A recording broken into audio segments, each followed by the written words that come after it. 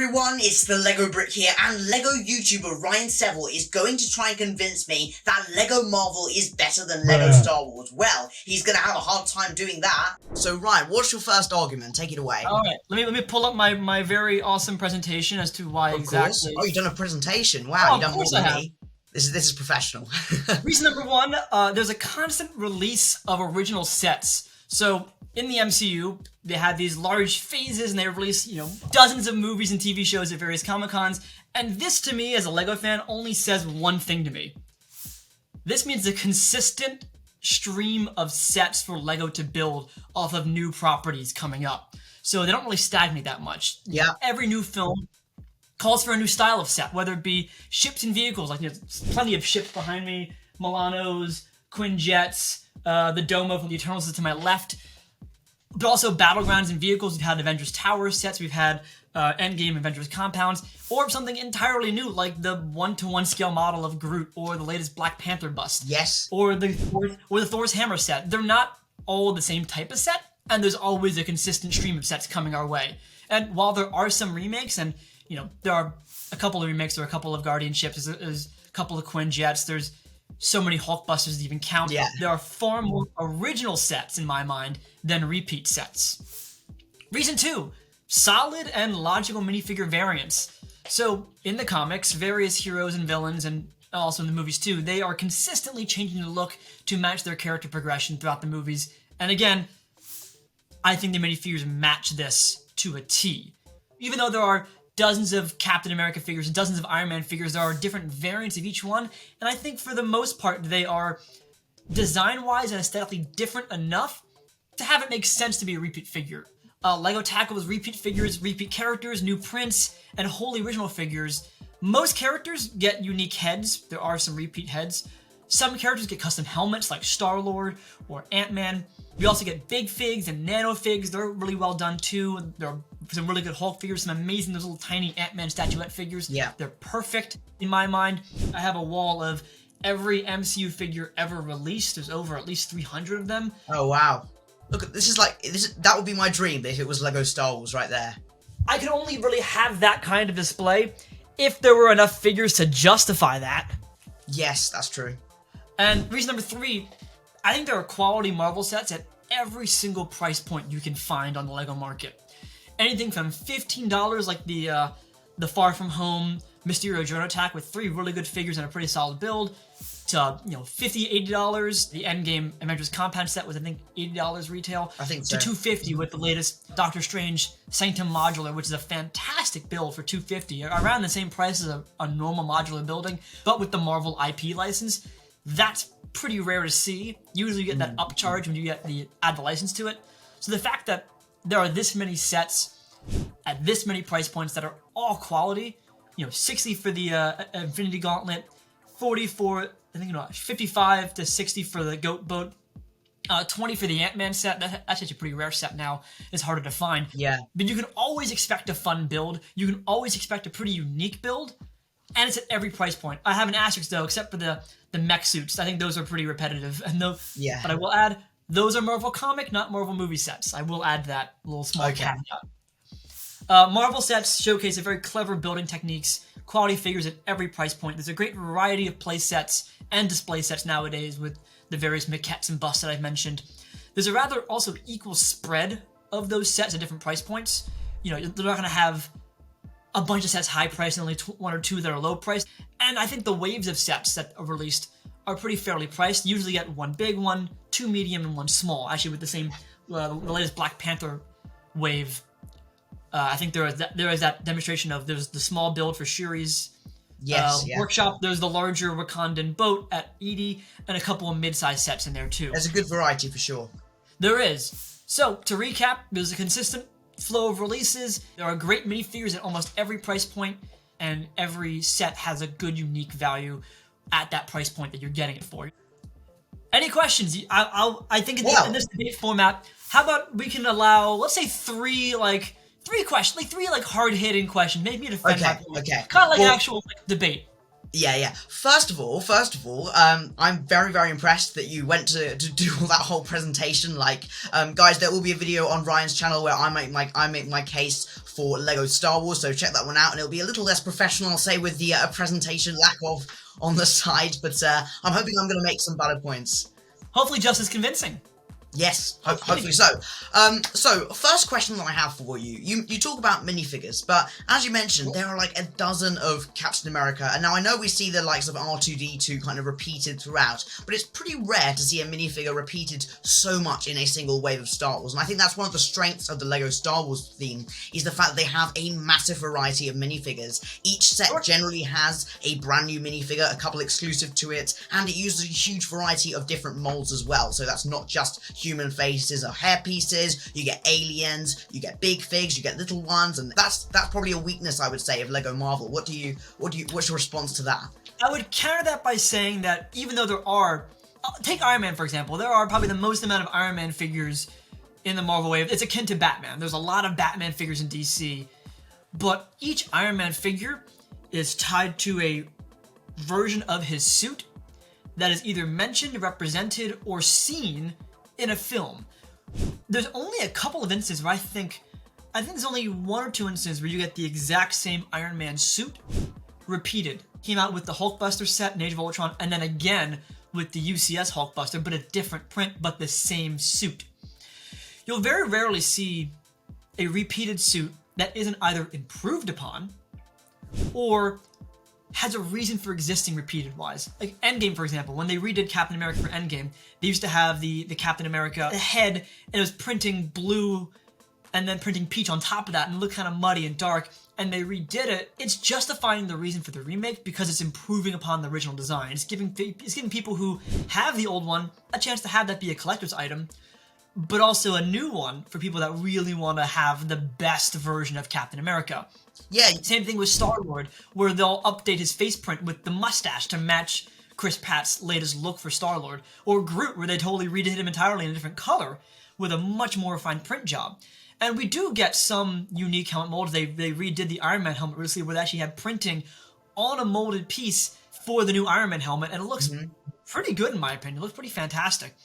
While I do admit there aren't as many custom molds, because there are fewer main character aliens in the MCU, and far more secondary alien characters for Star Wars, I do think that every figure that they repeat or redo is justified to some degree, whether it be a costume change or an actual improvement upon that figure.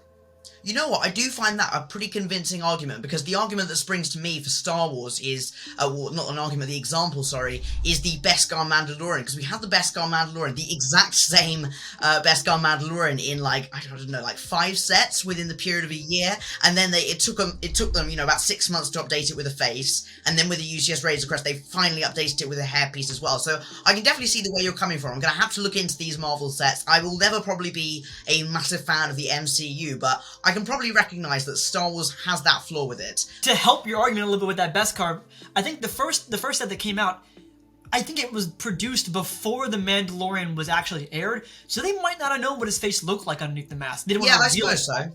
Yeah, I suppose so. I'll help your argument a little bit there, but that's about as far as I'll go with helping you out with Star Wars. Yeah, well, the second point you made about good value at different price points, I don't think that's a knock against Star Wars at all, because I think Star Wars does that really, really well. We've got a huge variety of different sets for different collectors. For instance, the brand new Diorama series is kind of higher priced, but it's for teen fans of LEGO and adult fans of LEGO alike. Then you've got battle packs, and you have the 501st Battle Pack and the Republic Fighter Tank, that are kind of these 20 to 30 to 40 pound sets, or dollar, or whatever you're looking at. It's kind of that mid-range there. I will admit that we don't have a theme as such as strong as the mechs at the point of the microfighters, because we've got literally 1 on shelves at the moment, maybe 2 if the Millennium Falcon's still out there, but I still think that Star Wars does a really, really good job of spreading out that price point, because we've recently got like the UCS Razor Crest, and then we have a $160 version of it, which is like the Playscale one, and a little one, so I don't necessarily think that that's too much of a convincing argument for me to kind of switch to LEGO Marvel there. Fair. I will say that I assume Star Wars has been skewing to that more expensive end, and that Star Wars used to have those wonderful $20 2-figure lightsaber duel vignette sets. There was the battle on Starkiller Base and the battle on Mustafar. Yes. I actually reviewed both those on my channel. I thought they were a fantastic move for Star Wars because they were low priced. They were lightsaber duel, 2 characters, you get nice figures, great sort of mini build, and a good play mechanic of these 2 characters now fighting. I had them on my desk for a little bit actually at work, and then they stopped making them. They moved to those $7 dioramas, and while I don't think that's entirely right. In summer of 2021, we had the duel on Mandalore, which was Ahsoka Tano versus Darth Maul at $20. It was a different look though than Yes, I will give you that. It had less substance to the build, but the concept I think was the same. And I think keeping it at the $20 price point with inflation, something had to give, otherwise it would have gone up. Obviously, we're discounting the big elephant in the room that Lego inflation does exist, and I believe Star Wars and Marvel were the 2 hit the most by that, especially Star Wars in my opinion. But that's probably because Lucasfilm IP is just very expensive. I've just seen Star Wars skewing that more expensive route, and that almost every wave we see, there's 2 or 3 over $100 sets in that wave. Mm-hmm. I think, the fact that Millennium Falcon, Star Destroyer, Razor Crest, AT-AT, that's a 4th one. The AT-AT. These are sets that people will almost downvote you on Reddit if you post you bought more than one of them in 1 year because you're just showing off by that point. Yes. That's like what? That's like what? Almost an entire paycheck for some people. Yeah, exactly. Like, Star Wars has staked its ground as, I'm going to be a niche, really high-end price point set that's display, absolutely, and giant models. I live in a house. I have dedicated an entire room to Lego. I couldn't fit a single one of those sets in this room unless I wanted. But what about some of the fantastic Star Wars play sets? There's the Mandalorian Starfighter, the Imperial Armored Marauder. All of those are kind of mid sets, and I think that the reason they're doing these massive 18+ sets is because a lot of the kids that grew up with Star Wars in the 1980s are now middle-aged. Like my uncle, for instance, he would love to get his hands on like the Star Destroyer. I mean, he hasn't because he doesn't quite have space for it. But he sent me the Razor Crest via email, and he was like, "Look at this, that's so cool." And I think they must be selling well because, they have to be selling well for them to keep doing it. Well, I mean, think of it this way. They sell 4 of those, they probably recoup their cost on them. Yeah, exactly. I mean, we've got the gunship as well. That's a 5th one. Yeah, well, that's kind of, I'll put that as a mid-high. That was, what, $350 US? Yeah, $350 US, yeah. That's about a modular, a big modular size. That's a reasonable high price. That's like what? The Lion's Castle they released from Lego. There's similar a bunch to of that. Yeah. Yeah, that's not I'm dropping my jaw to the floor expensive. Like, oh my god, really? People are paying for that? Yeah. Yeah, you have one more question if you have any more hard hitting. Otherwise, I'll happily introduce you to my set that I believe will be the last step in converting you to the world of Lego Marvel. Well, you know what? I think that you've very well deflected some of my points. I think the minifigure one is probably the strongest one actually in argument of Star Wars, but you're going to hear my arguments for Star Wars, so I don't want to give too much away in this video because I want you to head over to Ryan's channel and say to him. So I haven't got any more questions for you now, so go on with the final hard-hitting point as such. The set. Gargantos Showdown, released this past year, retails for $30 US, 3 minifigures, and the reason I picked it is a really unique spherical monster build. I love the way this thing looks. It's a tight, compact, and weird shape that you wouldn't expect to see this kind of level of detail, this kind of shaping, a spherical monster in a Marvel set. This just shows you that they're willing to put their A design team on these sets. 3 exclusive minifigures, rather at the time these figures were exclusive. The Doctor Strange figure is now included in the same Sanctorum set, so this is the cheaper way to get him. But the other 2 are exclusive to this set, even though there are multiple variants of Wong and Doctor Strange. Funny, actually, I mentioned the Doctor Strange figure as an actual highlight because every single Doctor Strange, except for this past year, had been not a repeat, but a change of an existing figure. So every single time they made a Doctor Strange figure, they changed it a little bit, which just shows you that they're always improving these figure designs. That's pretty impressive, actually. They definitely don't do the Star Wars Farm Boy Luke thing, which is become somewhat iconic. They've only repeated a Doctor Strange figure at the time of this recording once, and it was this year. That to me is incredible. And the set is well under $50. It's a almost low price set. It's $30 for 3 figures that are exclusive to that set at the time, and a pretty cool monster build. I think it's well worth the value. So it really does look pretty good. What's the exact price for it? $29.99 US. So I see. per pound, that'd be, well, pound is about a little bit less than $1 nowadays. So probably around Yeah. 30 pound. It would be about that, yeah. Which I think is a wonderful bargain. This is the only set released at the time of Multiverse of Madness. They then released the Sanctum set afterwards as sort of a bigger build. But for not giving away spoilers, for including a really good build and really good minifigures, that's a bargain. That's a really good value and shows you a taste of just how well priced and well valued Marvel sets are, in my opinion. How displayable is that set? Because to me, it looks like something that I'd get lost on a shelf. It wouldn't, you know, the tentacles and things might fall off. These guys can bend, and you can stand him up, because all these guys can bend downwards. Oh, I see.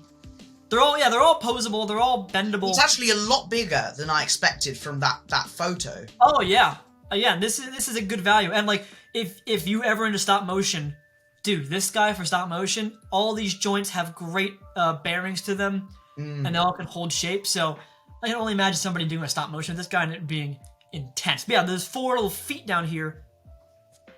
Ah, I see. Okay, all right. We definitely don't see builds like that in Star Wars with that sort of, especially, sometimes you'll occasionally see a build like, I don't know, the Blurg that's coming in the new Razor Crest, but it has to be attached to a larger set. It's quite rare that we would see a build like that just in a set with itself. I'm surprised you didn't bring up the Rathtar chase in Force Awakens, which has a similar looking, but a little bit less detailed and less intense spherical monster. I don't like that set, you see. I think it's a messy build, so I didn't want to bring it up as a defense. Okay, well, so you know what then? This is a much better version of that. I think this is probably what you were expecting that set to be.